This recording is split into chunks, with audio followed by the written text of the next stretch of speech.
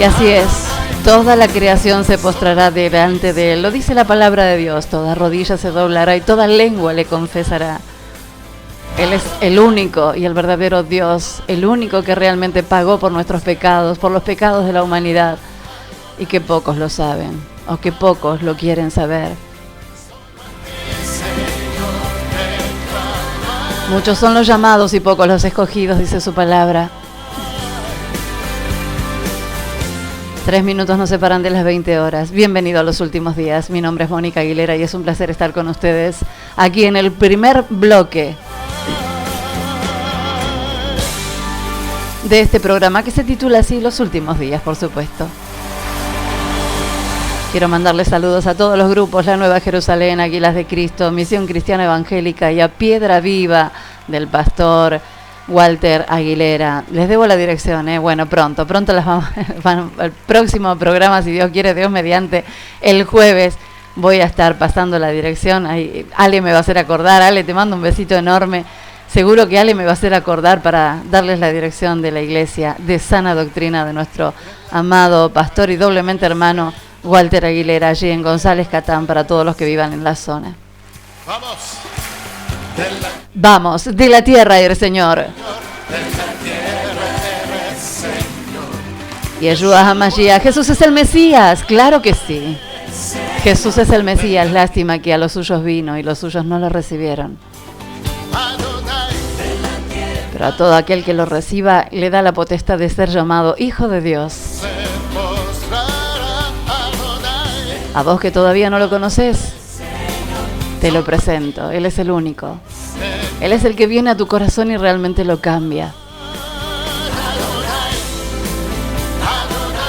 Solamente un Dios sobrenatural como el que tenemos, y natural porque vino en un cuerpo de carne también, nació como un bebé, creció, murió por tus pecados y por los míos y resucitó y está sentado a la diestra del Padre intercediendo por vos y por mí.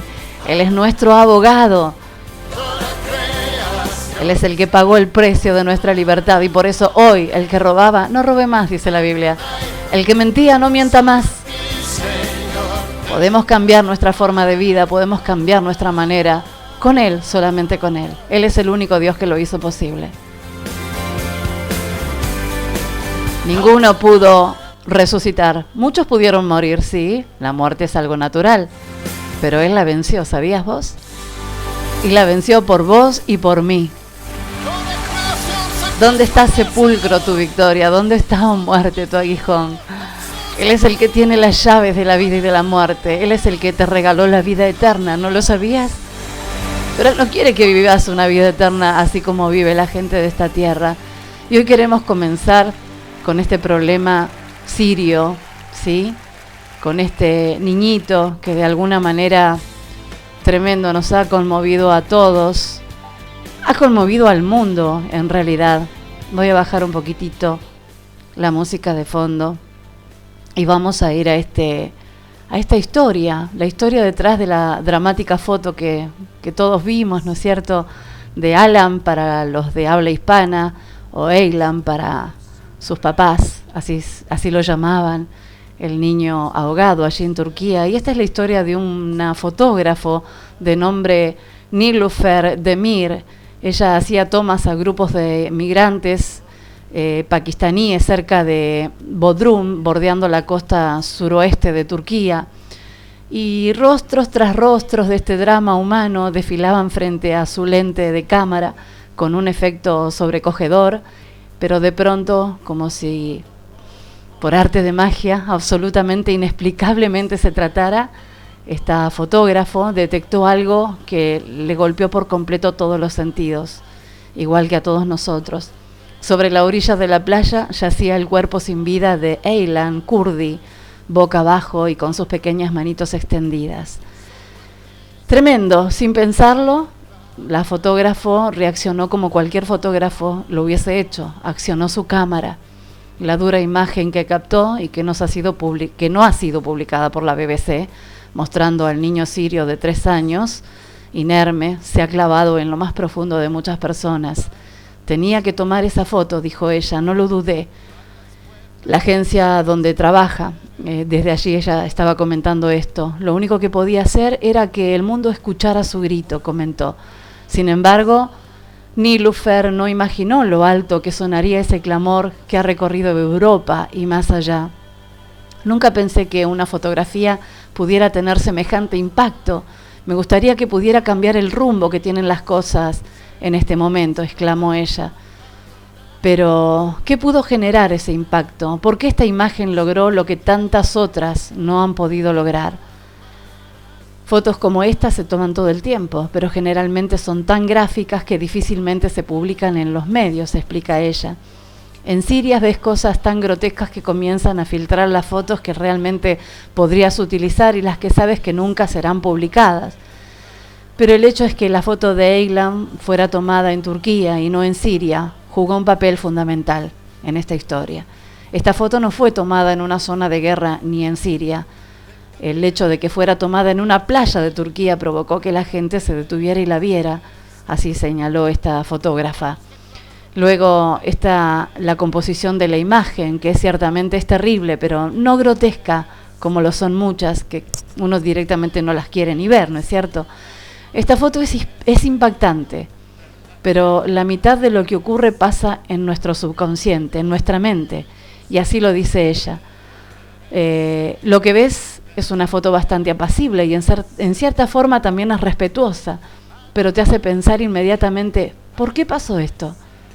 ¿Por qué hay un niño muerto en esta playa? Ese tipo de pensamientos tienen un efecto más penetrante en las personas que son padres, y te puedo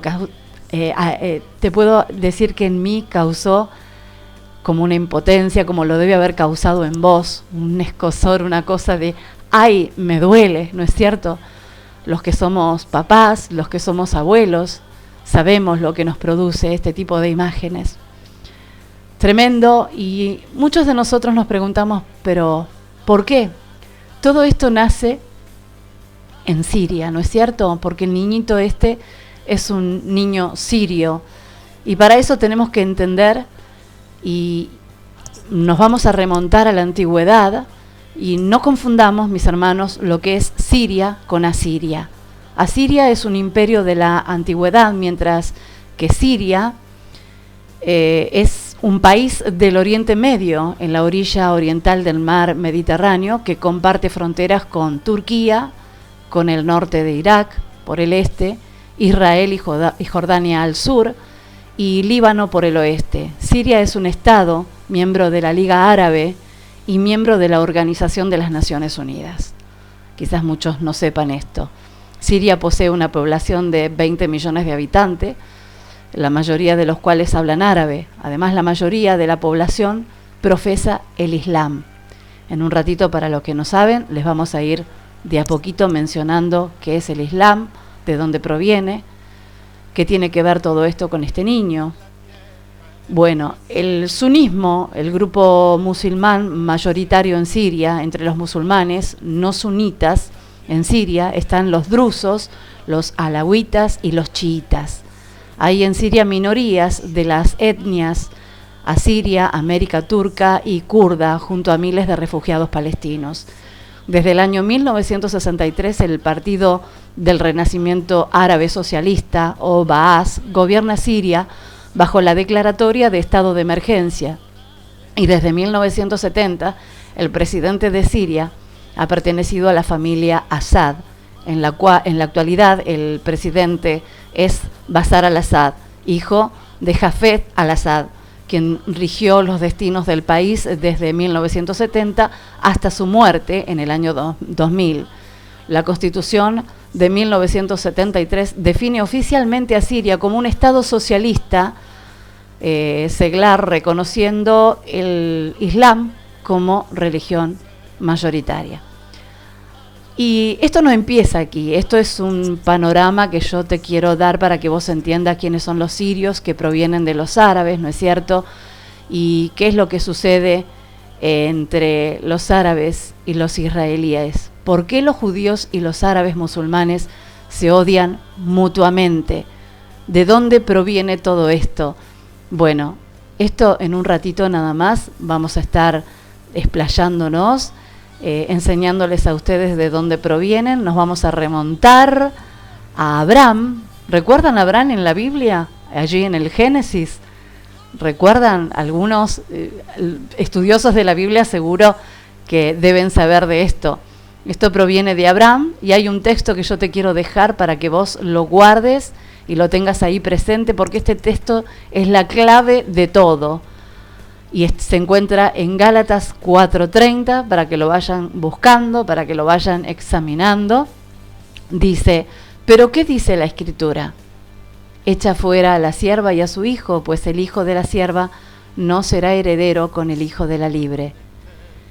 Acá estamos hablando de una mujer esclava, sierva o esclava. Hay una versión que habla de sierva y hay otra versión que habla de la esclava. Echa fuera a la esclava y a su hijo, porque el hijo de la esclava no puede compartir la herencia con el hijo de la libre. Ahí te lo mencioné en la Biblia, lenguaje actual, que es mucho más clara para aquellos que no entienden la Biblia en el lenguaje de la Reina Valera.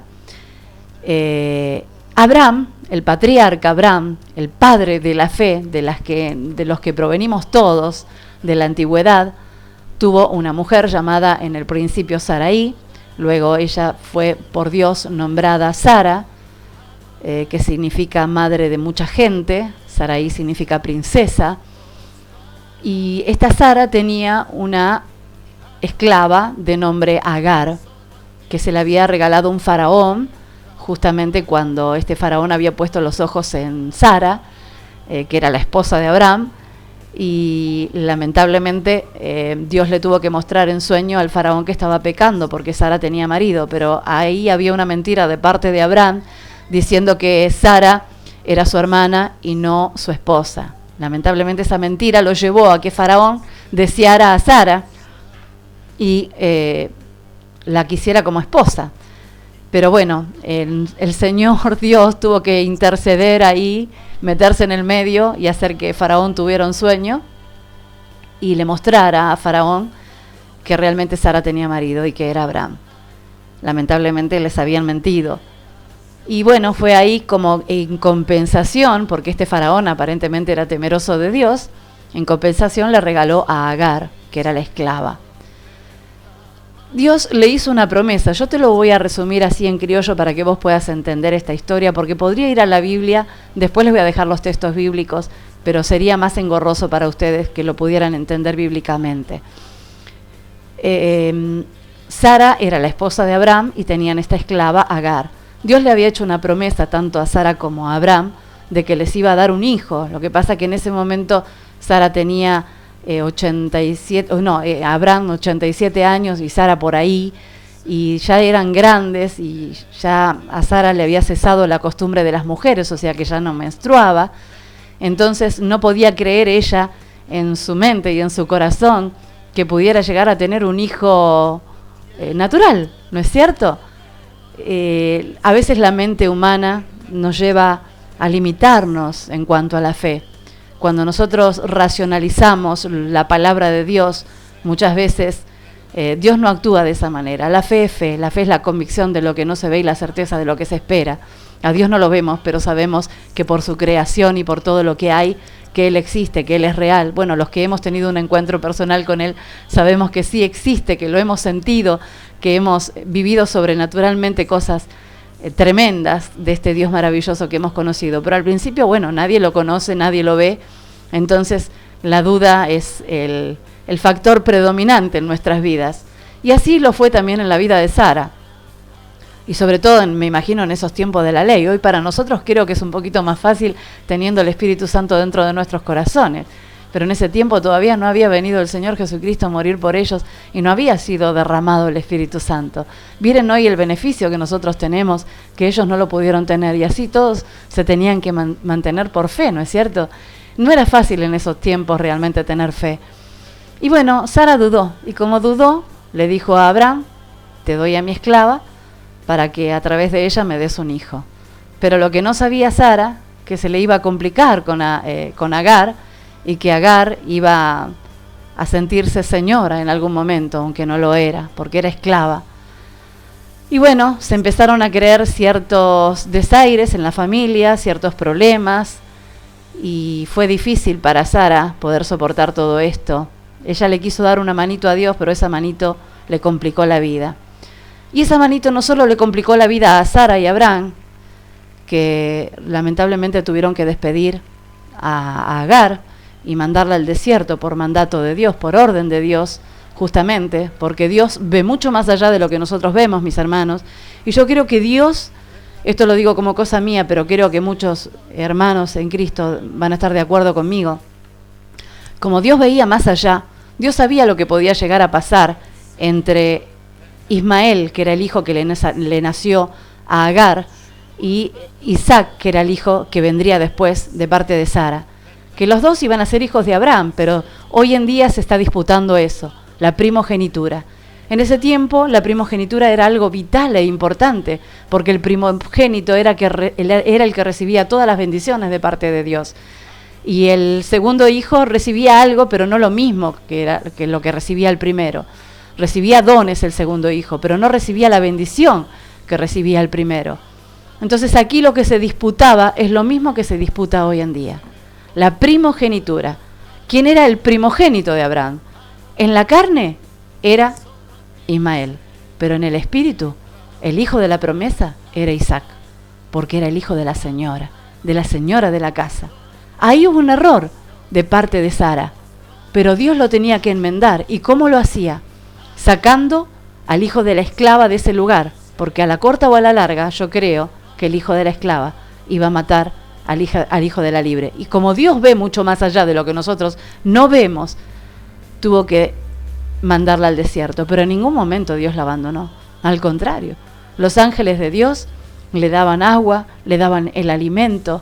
Es más, le dijo, Ismael significa hombre fiero, que ellos iban a ser una gran nación, y de hecho hoy por hoy lo son. Después vamos a seguir con este tema, vamos a ir ahora, porque se me hace muy largo para el YouTube, y yo sé que es un tema muy interesante. Van comiendo como voy comiendo yo de la palabra, porque es hermosa. Les voy a ir dando los textos, pero en un ratito van a descubrir el porqué, los problemas que se están teniendo hoy en Medio Oriente, los problemas que tiene en Israel, el porqué de la tercera guerra mundial que se tiene que dar, mis hermanos, lamentablemente, porque las profecías bíblicas se tienen que cumplir. ¿Por qué los judíos y los árabes musulmanes se odian mutuamente? ¿Cómo es esta religión musulmana? ¿Cómo son los adoradores de Alá, que son ellos precisamente, y los que tienen a su profeta Mahoma? En un ratito nada más vamos a estar explayándonos. Vamos a ir a este tema que me gusta muchísimo, que es de Marcos Vidal, lo estuvimos pasando hace un rato, y Roberto Orellana, también está René González. Es un trío, Quiero ser como tú. Es un tema preciosísimo que creo que les va a gustar muchísimo y los voy a compartir con ustedes. En un ratito nada más venimos con el segundo bloque.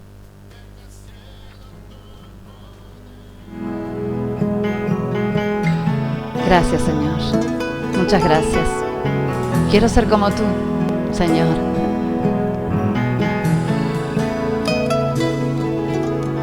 Se sienta a mi lado, un abrazo me da. Él me dice papi, le contesto que es. Con su almohadita se recuesta a mí y me dice papi, yo quiero ser como tú.